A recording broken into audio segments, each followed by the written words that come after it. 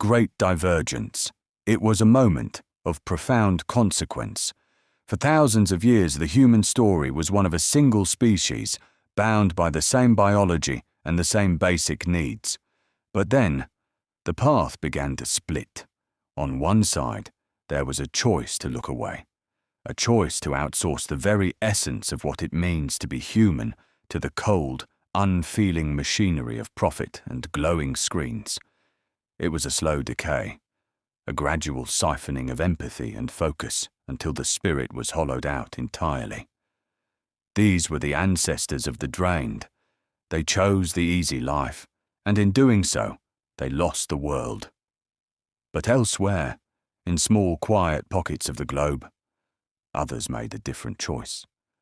They turned their gaze inward. They realized that true evolution wasn't about the tools we build, but the connections we forge, with ourselves, with each other, and with the living planet. They chose the difficult path of emotional mastery and deep, unblinking presence. As the centuries passed, the gap between these two groups grew until it was no longer a matter of culture, but of frequency.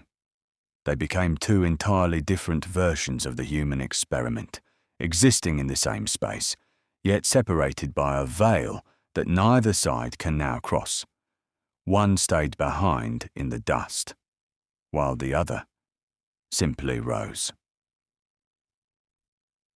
The drained.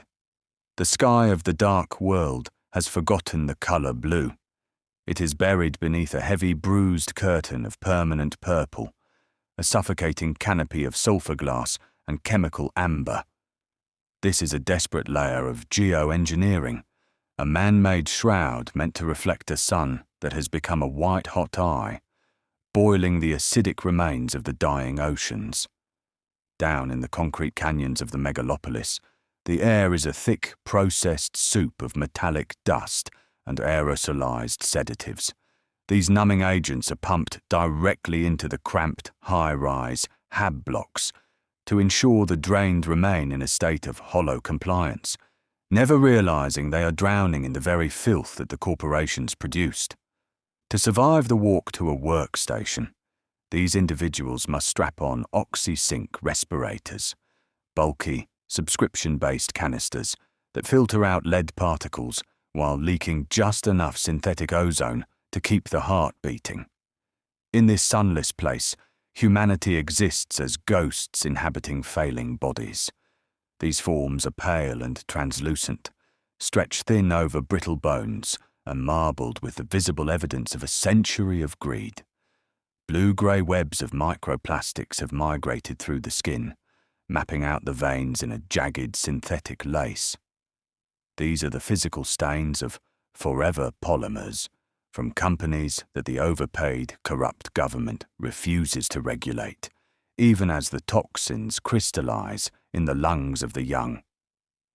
Necks remain permanently curved in a submissive arc, a biological deformity born from a lifelong tether to glowing glass rectangles that never go dark.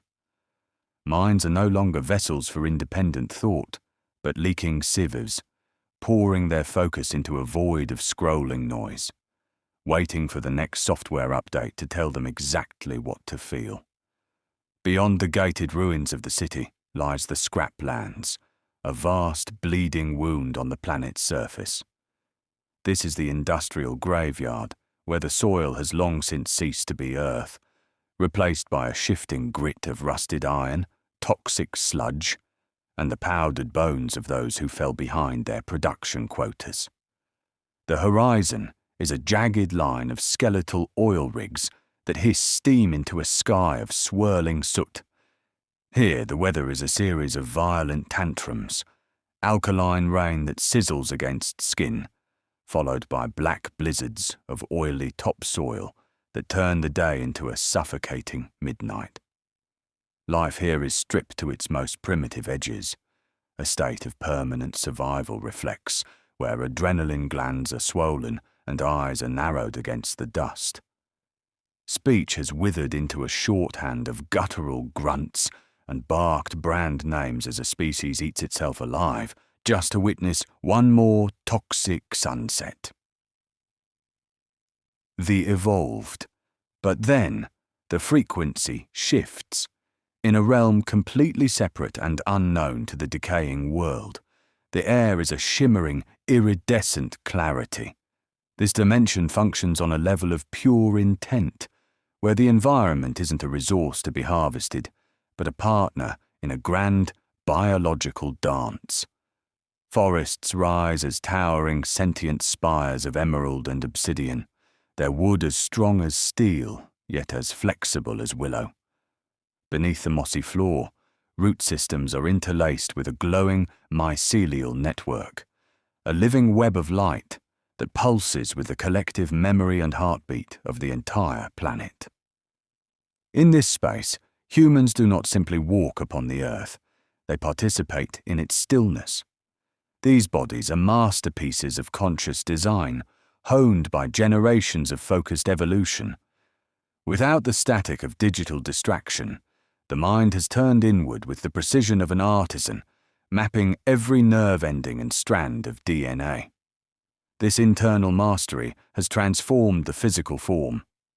Skin possesses a faint, pearlescent shimmer, a bioluminescent bloom that shifts in soft golds and deep violets with every passing emotion.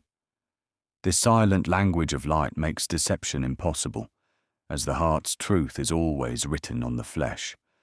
Hunger in this world is a quest for resonance.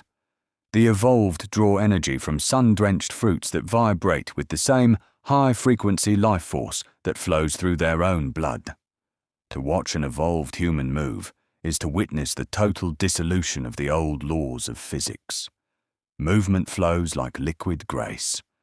A sprint is no longer a struggle against gravity, but a rhythmic, silver blur, a sequence of 100 km/h bounds that barely kiss the ground, leaving wildflowers unbent. Their bones are flexible, crystalline structures that can absorb the impact of a 30-meter leap as easily as a step off a curb. Every muscle fiber is a coiled spring of potential energy under the total command of a mind that has forgotten the meaning of fear. For those who have mastered the stillness of the high circles, weight is no longer a law of nature, but a choice. By aligning their internal bioelectric currents with the planet's own magnetic ley lines, they achieve a state of buoyant grace. They do not climb, they rise.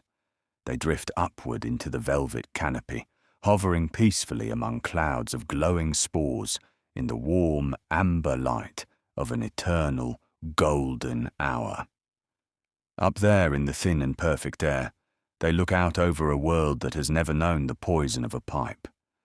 Communication has evolved into a shared tapestry of pure thought. Within the dialogue circles, the walls between individuals have dissolved. There is no longer a lonely I, but only a shimmering collective weave of we. The raw sensation of a distant rainstorm, or the mathematical beauty found in the curve of a seashell, is shored in a single, wordless pulse of intent. They do not build libraries. Their entire history is written in the living consciousness of the forest, a vibrant record of every life ever lived. Even the relationship with the wild has transcended the old, bloody hierarchies. An evolved human can walk unarmed into the lair of a great six-limbed apex predator and find a kindred spirit rather than a threat. There is no fear, only recognition. When their foreheads touch, their brainwaves sync until the human sees the world through the hunter's vivid thermal vision, and the animal feels the human's profound appreciation for the stars. They are not masters of the wild. They are its heartbeat. This dimension flourishes in its own radiant light, entirely unaware that any other way of existence could ever be possible. This is the version of humanity that finally stopped trying to conquer the world and instead learned how to deserve it. They are the soul of the universe, finally given a physical form that can withstand the weight of its own wonder,